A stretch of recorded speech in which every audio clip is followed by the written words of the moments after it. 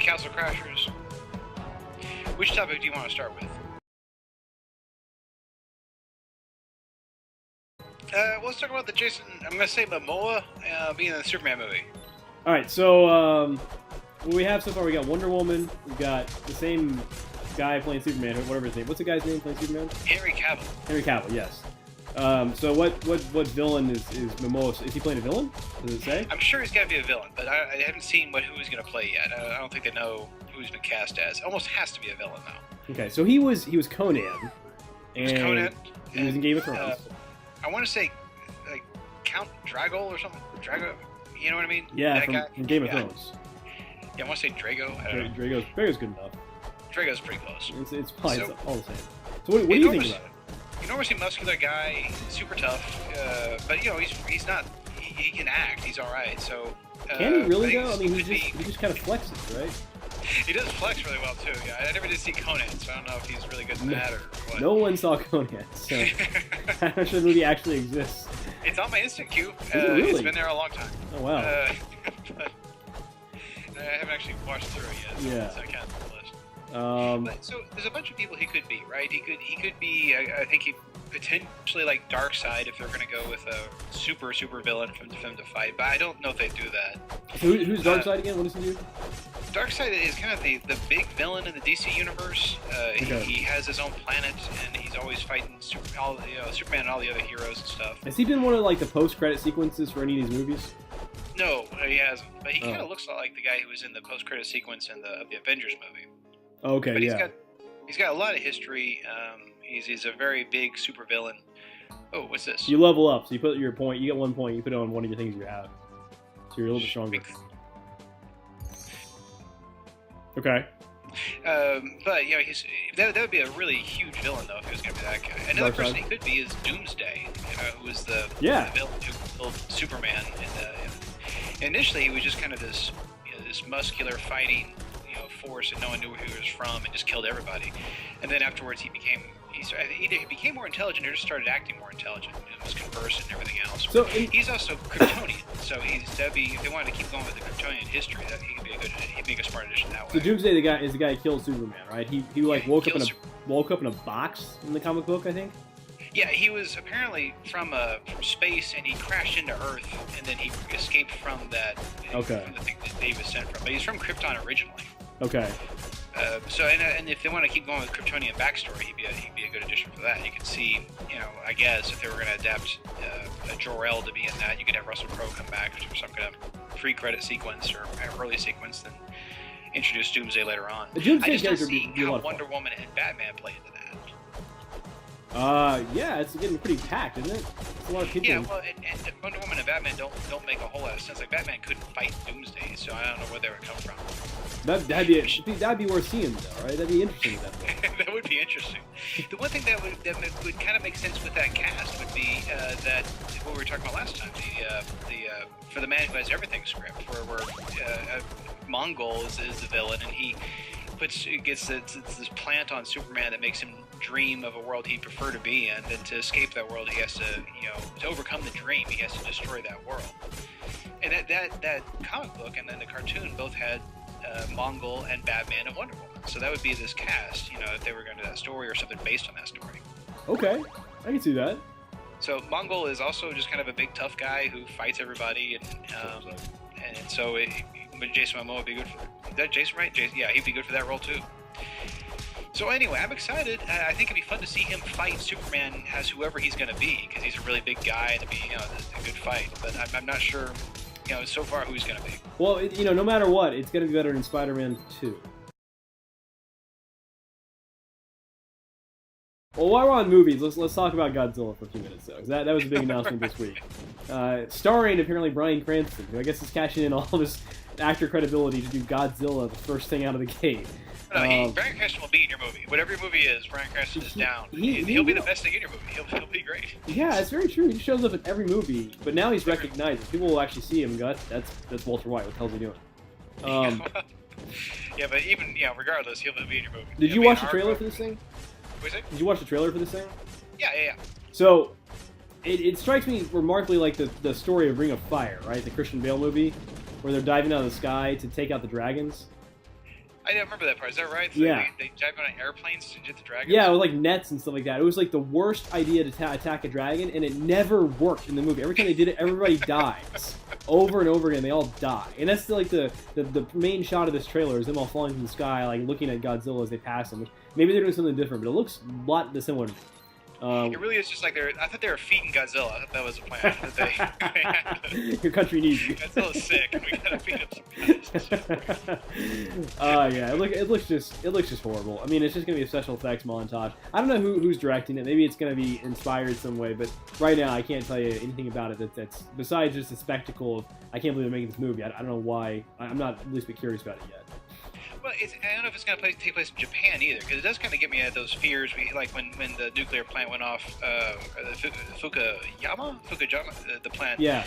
They had the incident there this last couple of years. And it has, I think it may harness those kinds of fears, maybe. That's of interesting. Nuclear power and its consequences. Do you know any the director or writer behind this thing at all? I don't know, okay. But it's got to be better than that Matthew Broderick thing from a few years back. Yeah, it's not Roland Emmerich, right? So that guy just wants to destroy the world. That's true. All right, let's see. So we talked about is that it for Godzilla? I mean, it looks like Godzilla, like Bryan Cranston is just running around. Hey, what the hell? You gotta beat me up. You're gonna do it a lot faster than I can beat you up. Sorry, but It's fine. Kiss the time. Go kiss the girl. Oh, you beat her up too? Yeah. Get your money back. Yeah. All right, next topic. No, hold on. So Bryan Cranston, it looks like he's just the craziest scientist who, I don't know if he either anticipated all this and couldn't stop it, or if he, discovers this too late or whatever, but I guess he probably runs down a bunch of hallways and, I guess at some point he's going to be yelling at a general that we can't bomb this thing because it'll make it super powerful or something like that, right? Yeah, he'll always be right? Yeah, exactly. Yeah, I think you're right on that one. His ex-wife will show up, but I bet you he has to kill himself to save him at the end. You think he's a martyr himself? I think it has to. Yeah, he'll be a martyr at the very end. Oh, okay. That's my prediction. Pretty good prediction. I can't really deviate from that. All right, here's the golden axe sequence. Hey, all right. This game really does hold up. This graphic-wise is just fantastic. Yeah, it's a cute game. It gets really crazy hard.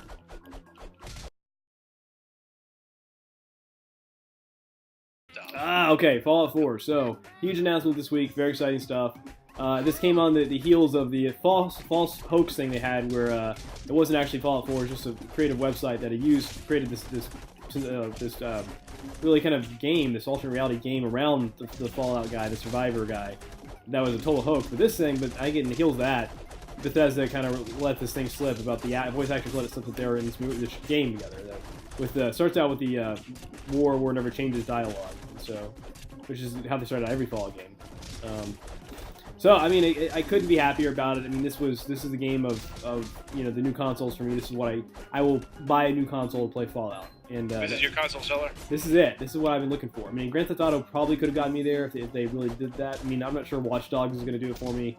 No, Watch Dogs is going to be so much less than it's promising to be. You know that. Yeah, it's going to be the like trick about these games. Souls. I'm watching these games. I realize that they want to show you as little as possible and let you fill in the gaps with the best possible reality. That's exactly what they do. They leave all these gaps for you to fill in yourself. So your imagination becomes what sells the game, not actually what you're seeing or going to play. Exactly. And then you finally get it. There's so much disappointment when your expectations are met, or actually your reality set in. But yeah, your imagination fills in the gaps so much better. It's like a scary creature the same way. It fills in the gaps so much better. Exactly right. So your brain is filling in the gaps on this, and we assume the best. We assume that I'm sure that'll be great. I'm sure that'll Yeah.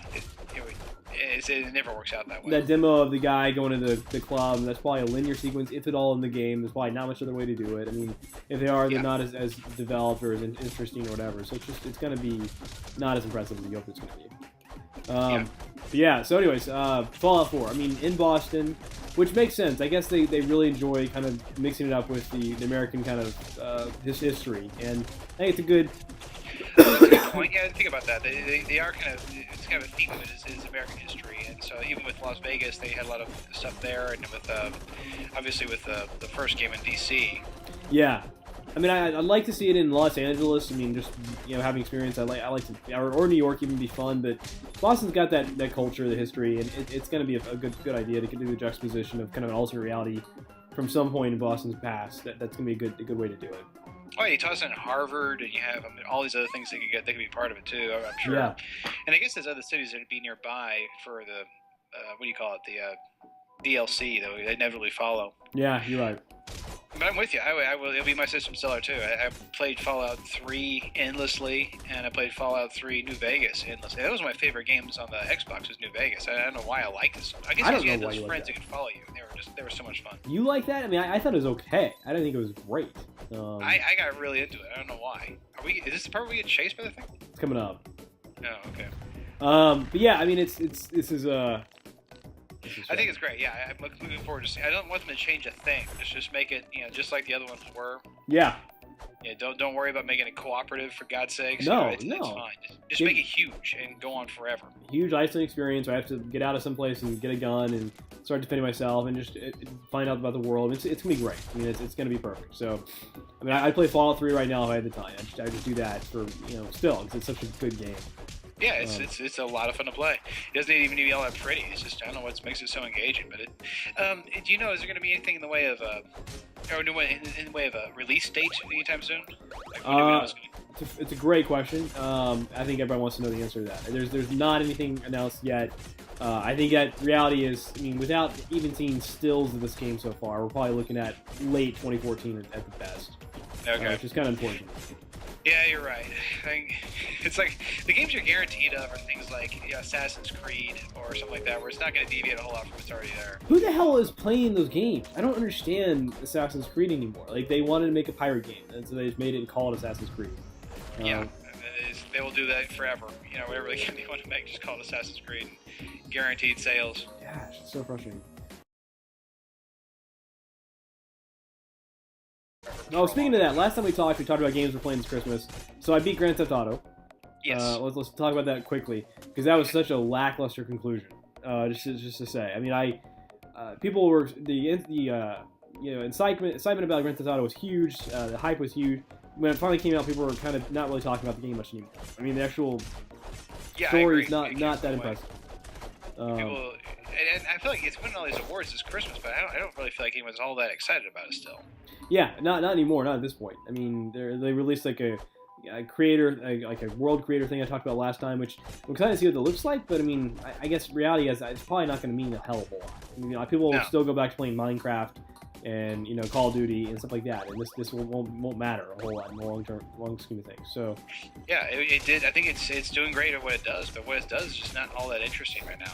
Yeah. I don't really want to go play in a world where I can do whatever. In the current world, I love future worlds. I love fantasy worlds, but like a realistic Los Angeles is not what I'm looking for. Yeah. So in conclusion, I mean, you have a part where you get to choose kind of the future. I'm not going to spoil it. People haven't seen it, but you got a part where you can choose one of three endings, basically, one of your characters, and I chose like what I thought would be the best ending, where you have to do the most to try to help out people, and the most translated to me driving around town shooting 4 or 5 different people, and that was it. That was the end of the game, and that was so freaking disappointing. Like the last fight is me walking up to a home, killing I think probably 5 people while I was doing it, and then the game was over at that point. Wow, that's interesting. I remember 4 was crazy, right? You had to chase a guy in a speedboat.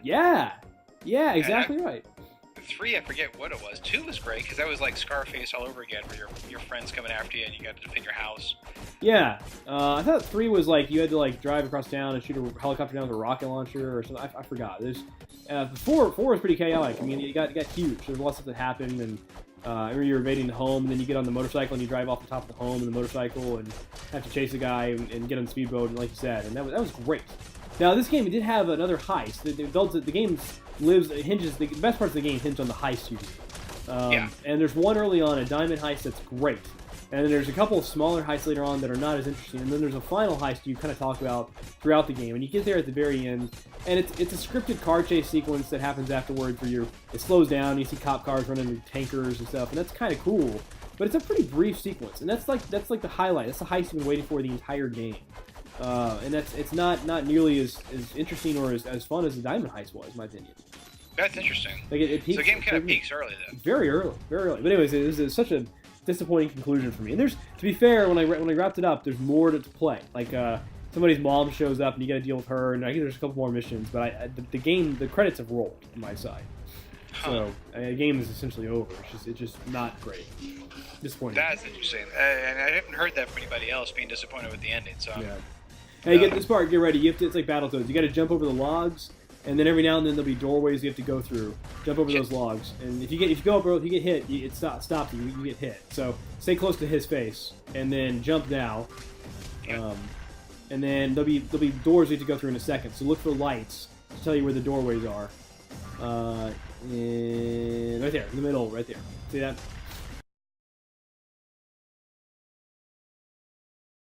Yeah. So what is this? 20? Not 20 years. It's gonna be more than that, right? Maybe 25 years, I think it was. Yeah, but that can't be right. We were 10 years old. Maybe we were. Maybe it was 25 years. God, this guy's killing me. God, was it 25 years? Yeah, maybe. But whatever it was. Big anniversary for Doom this year. And I think you're right when you mentioned that. I think one of the things that made Doom great was the modding. You know, I think that's what other authors have been saying too. They've been able to mod the game and play the different versions of it. Yeah, I think that I just died. I'm a total dickhead.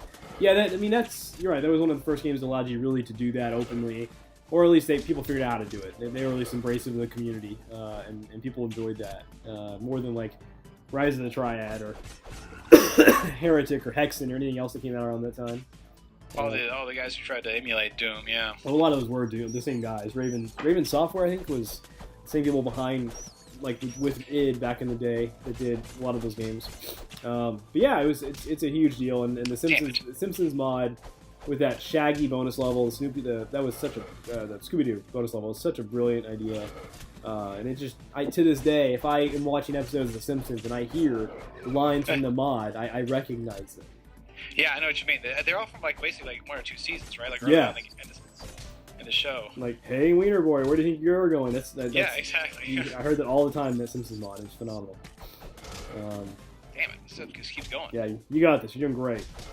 I'm about to die. Yeah, it's all right. Yeah, I don't really have a strong opinion about it. I mean, it's kind of a shitty thing to do because, like, who cares? Like, I want to know what rich data they've received doing that. Yeah, I agree. I feel like they're just. It really feels like the NSA is depicted in Homeland, just doing this kind of weird, random stuff that doesn't actually net them anything. Yeah. I don't know if they're finding terrorists in World of Warcraft, that's fine. But it really seems like they're just like when the government would infiltrate those. Environmental groups that weren't doing anything, and it's like spying for the sake of spying. I don't know.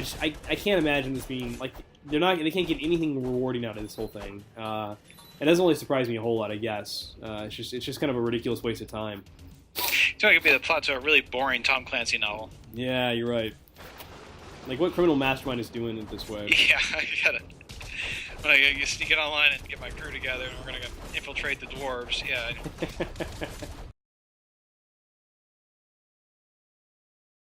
Spike Video Game Awards. God, these things are just, I mean, it's so frustrating. Cracked had a good article the other day about 5 things that are wrong with the game industry. And they do these articles a lot. And they know video game articles always get a lot of clicks. They do a lot of things on video games. But they talk about, again, the the kind of the weird mix of culture they have between people running the studios and the developers. And they're absolutely right. I mean, the people run studios typically do not have development experience. And it's kind of evident in the marketing groups too. Like the marketing guys don't really know how to market these games. They don't really know how to talk about creative games in a good way. It kind of goes to the lowest common denominator every time, the marketing stuff, and shows like this, which I just don't think bring a lot of value to the kind of the video game kind of discussion. They kind of just, have. Oh, what's that? That teach you up, or what's going on there? Oh yeah, you get over there and hit Y a bunch of times, bring me back quickly. You can time it, straight my health full, but with these guys around you, you better fight and try to keep stay alive. But yeah, I didn't actually watch the Game Awards. I heard people were not real pleased with Joel McHale, as you said earlier. It's a good move right there. I got real lucky there. Yeah. You gotta try my little cheating tactic. I jump in the air and start attacking like crazy, and they can't hit me. With the X button. Jump and hit X a bunch while you're in the air, and you'll keep flying around. I jump and hit X, I fly for like a second. Like you attack? Yeah. No. Like if I hit somebody while I'm in the air and I keep hitting X, like I just stay in the air for some reason. I'm sure I'm not doing it right. But anyways, let me go through some of the list of winners for you as we rebuild here. Yeah. I'm gonna go with one of those and probably on my defense. All right, so Game of the Year went to Grand Theft Auto 5, which is not that surprising considering the hype. Yeah, it's very predictable. Best PC game went to Gone Home this year. Yeah, it seems like Gone Home was really great. I appreciate everything they did with it. It seems like for best game, though, there were a lot more... I almost feel like that should be like a separate category for PC games that are, for any kind of, or all the PC games that the really high caliber ones, and also the more independent ones. Yeah, there should be like an indie game of the year kind of award. Yeah, exactly. For any console. Well, there is an indie game award. It went to Gone Home. Take it back. So, yeah. All right. They won that and the best PC game. Yeah, I'm with you. I'm not sure that it's not gonna. Gone Home's not gonna get a second playthrough for me. I'm not gonna go back and try it again or whatever. That's true of most puzzle games like Gone Home, but like there are a lot of the games out there that probably are gonna be more. I don't know. Gone Home still stands out. I guess it's gonna be impactful long term. It's a tough call. Yeah, it did change the game a lot. It just the thing about it is it killed the ability to make another game like that, right? Because the reason it works is that it plays against your expectations. You keep thinking something's going to happen, and it doesn't. And while you're waiting for that to happen, like this really good story plays out in the background. Yeah, that's true. That's very true. You really can't recreate that. You can't. No, you can't. Confound expectations like that again. I don't think. You're right. This does work really well. Yeah. See that? Yeah, they can't fight back if you're in the air like that, and you can just time it that way. And you can hover over their heads the entire time. If you get a lot of like huge group of people together, just do that, and you'll be fine. Just plow right through. Right. I wish I'd done that earlier. But yeah, so that's okay. PS game went to Last of Us, which is great. The one that frustrated me is the Xbox game going to Brothers: A Tale of Two Sons. Yeah, that seems really. I don't understand that at all. I mean, when Grand Theft Auto, you have to be weird, but Grand Theft Auto 5 is the best game of the year, and it doesn't win best PC game, best Xbox game, or best PS game. Like, what was the best console? Where was the best game of the year? Because what else is there? Well, maybe they spaced it out so it's not redundant. I mean, I don't know if Xbox had a great game that was only released in the Xbox this year. Did BioShock was on all systems, wasn't it? Yeah, it was. Is there really nothing on the Xbox exclusively this year? Xbox exclusive? I don't know if there's. Was that the rule? Maybe that's the rule. It has to be an exclusive game. Was Brothers the only one then? Surely not. It can't be just Brothers, I would assume, but maybe Brothers were the best of the bunch. Golly, that's horrible. It doesn't spell well for. This was the year for me that the PlayStation was more fun to play than Xbox was. I mean, I got a lot more out of the PlayStation with Ni no Kuni and Last of Us than I did with Xbox. But I can't believe there's no Xbox exclusives. Was Beyond Two Souls, was that Xbox exclusive? No, it was on PS3 as well. Man, maybe you're right. Maybe you cracked the code here. That's not what I expected at all. But wow, that's embarrassing. Well, what were do you have the other nominees for best Xbox game? I don't. No, they don't show that. Yeah. Well, I should know what they beat out. Yeah, I'm with you. I didn't play Brothers, but because no one said it was any good. Yeah, it's just alright. It's not really worth spending a lot of money on to try it out. Yeah. That's horrible. You can't feel bad for Assassin's Creed not getting nominated for anything. Or not winning anything. Yeah, it just nothing all that powerful. Look at that. That wasn't so bad. Oh, we got it. We got this. It's not a problem. You gave his animal now? I took his animal over. I take all his stuff when I kill him. Yeah, that's right. He has kids too. Exactly. The woman is mine. Let's go. Pants are off already.